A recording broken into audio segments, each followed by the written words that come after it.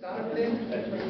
So I apologize for yesterday's inconvenience about but it was due to bad weather and probably airports are still not used to de-icing in winter, but okay.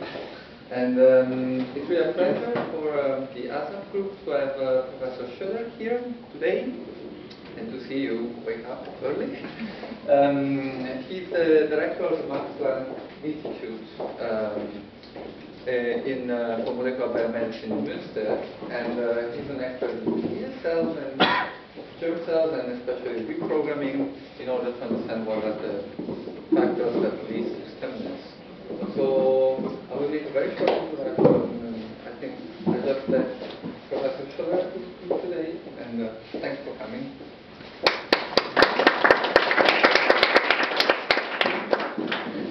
So first of all, I'm very grateful that you didn't give up.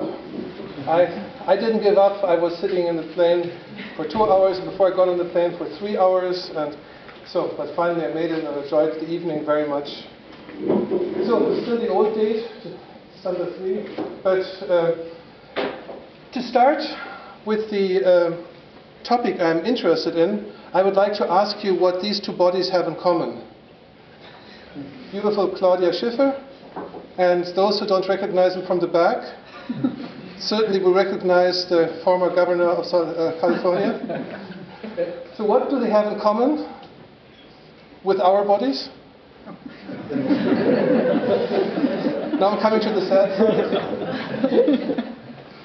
The soma is not lasting forever. That's the saddest part of the story. But the nice part is that we have something that can be maintained for a very, very long time. That's our germline. And that's what I'm actually interested in.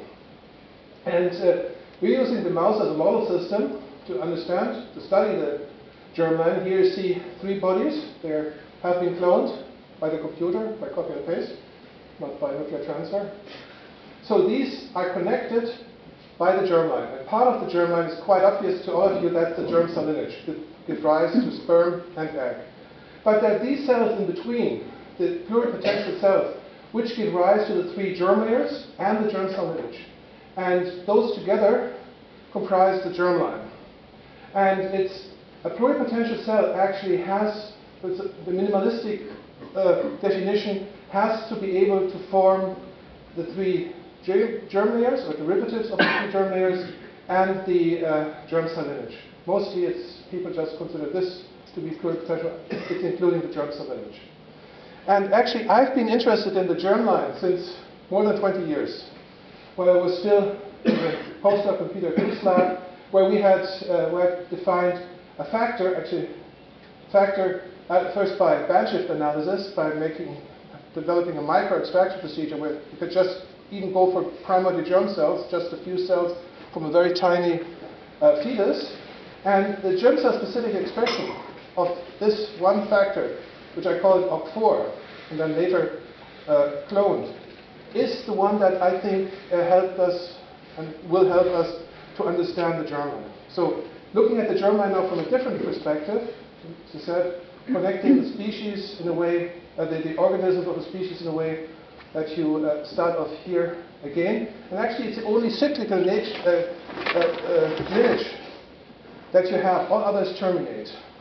So this can be maintained. You have here the zygotes, you have the balls that just mean this is kind of the restriction of potency along the germline. So you have the totipotent zygote, because totipotent can make an organism.